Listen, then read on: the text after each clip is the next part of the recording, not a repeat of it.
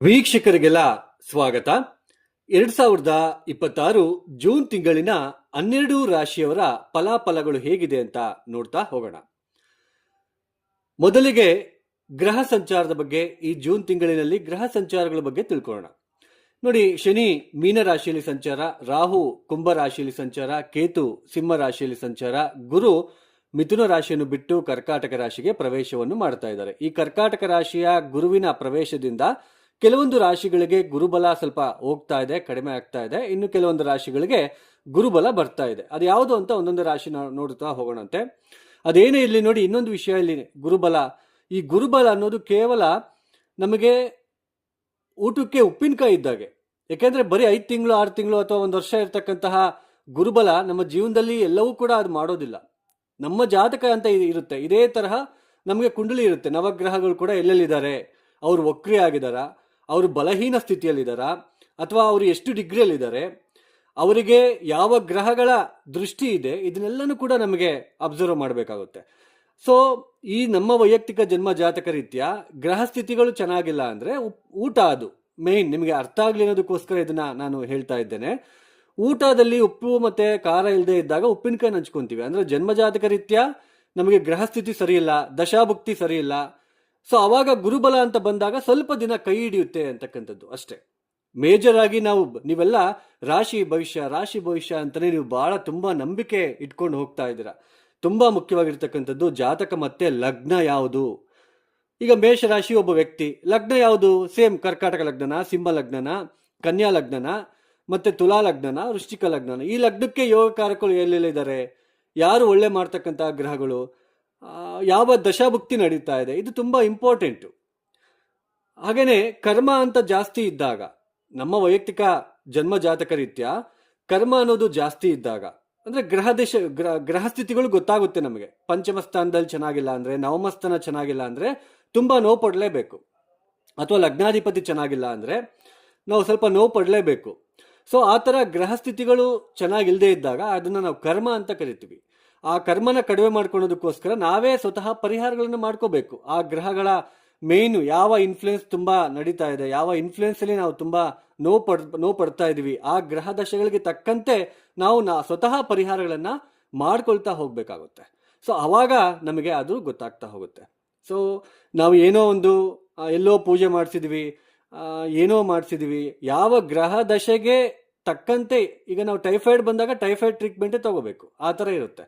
ನೀವೆಲ್ಲೆಲ್ಲೋ ರವಿದಶೆ ನಡೀತಾ ಇದ್ದಾಗ ನೀವು ಯಾವುದೋ ದೇವಿ ಪ್ರಾರ್ಥನೆ ಮಾಡಿದ್ರೆ ಏನಾಗುತ್ತೆ, ಅದು ಉಪಯೋಗಕ್ಕೆ ಬರಲ್ಲ. ರವಿದಶೆಗೆ ಸಂಬಂಧಪಡ್ತಕ್ಕಂಥ ಪರಿಹಾರನೇ ಮಾಡ್ಕೋಬೇಕು.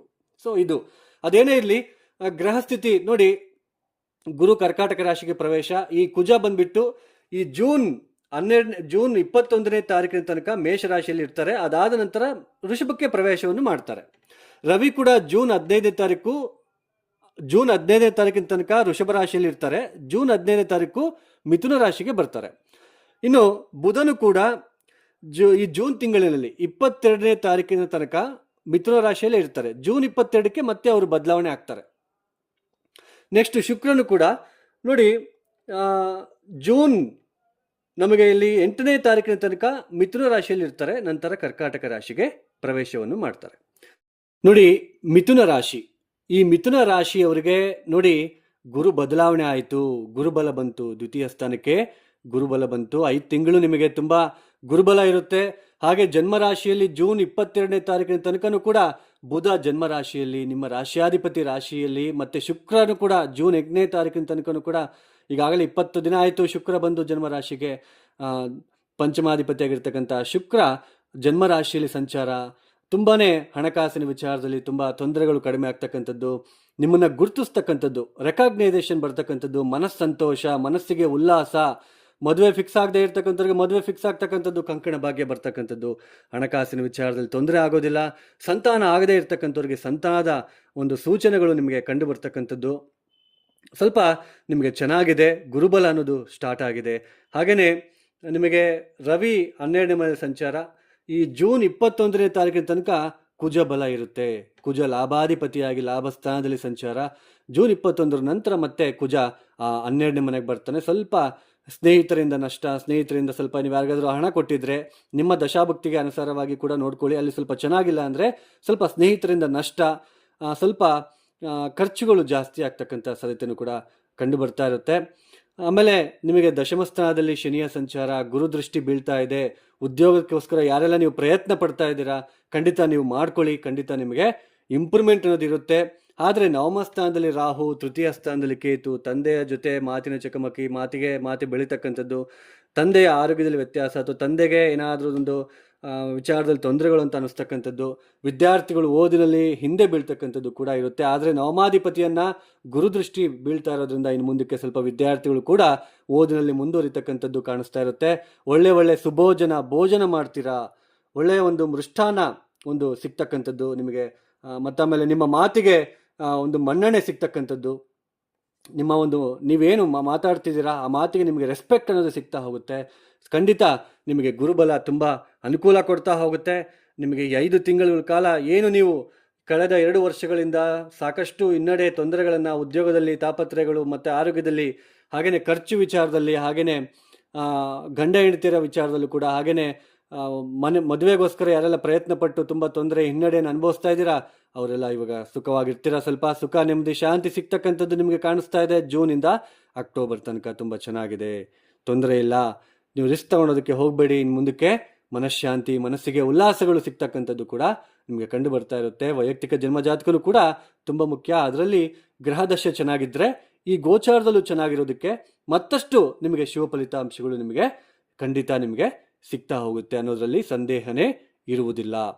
ಈ ಮಿಥುನ ರಾಶಿಯವರು ಮತ್ತಷ್ಟು ಶುಭ ಫಲಿತಾಂಶಗಳನ್ನು ನೀವು ಪಡ್ಕೋಬೇಕು ಅಂತಂದರೆ ಮೊದಲನೇದಾಗಿ ನೀವು ಮಾಡಬೇಕಾಗಿರೋ ಕೆಲಸ ನೋಡಿ, ಪ್ರತಿನಿತ್ಯನೂ ಕೂಡ ವಿಷ್ಣು ಸಹಸ್ರನಾಮವನ್ನು ನೀವು ಕೇಳಿದ್ದಕ್ಕೆ ಪ್ರಯತ್ನ ಮಾಡಿ. ಎಷ್ಟು ಕೇಳ್ತಿರೋ ಅಷ್ಟು ಒಳ್ಳೆಯದು. ಸಾಧ್ಯ ಆದರೆ ಸ್ವಲ್ಪ ನೀವು ಕೂಡ ಗಾಣಿಗಪುರ ಗುರುಗ್ರಹಕ್ಕೆ ಗಾಣಿಗಪುರ ದತ್ತಾತ್ರೇಯ ದರ್ಶನವನ್ನು ಮಾಡ್ಕೊಳ್ಳಿ. ಮತ್ತಷ್ಟು ನಿಮಗೆ ಇಂಪ್ರೂವ್ಮೆಂಟ್ ಆಗಬೇಕು ಅಂದರೆ ಬುಕ್ ಸ್ಟೋರಲ್ಲಿ ಸಿಗುತ್ತೆ. ಶ್ರೀಪಾದ ಶ್ರೀವಲ್ಲಭ ದಿವ್ಯ ಚರಿತಾಮೃತ ಅಂತ ಪುಸ್ತಕ ಸಿಗುತ್ತೆ, ತುಂಬ ಅದ್ಭುತವಾಗಿರುತ್ತೆ. ನೀವು ಅದನ್ನು ಓದ್ಕೊಂಡು ನನಗೆ ಕಾಮೆಂಟ್ ರೂಪದಲ್ಲಿ ತಿಳಿಸಿ. 7 ದಿನದಲ್ಲಿ ಆ ಬುಕ್ಕನ್ನ ಮುಗಿಸಿ ನೀವು ಆ ವ್ರತವನ್ನು ಮಾಡಿ, ತುಂಬ ಅನುಕೂಲ ನಿಮಗೆ ಆಗ್ತಕ್ಕಂಥದ್ದು ಕಂಡು ಬರುತ್ತೆ.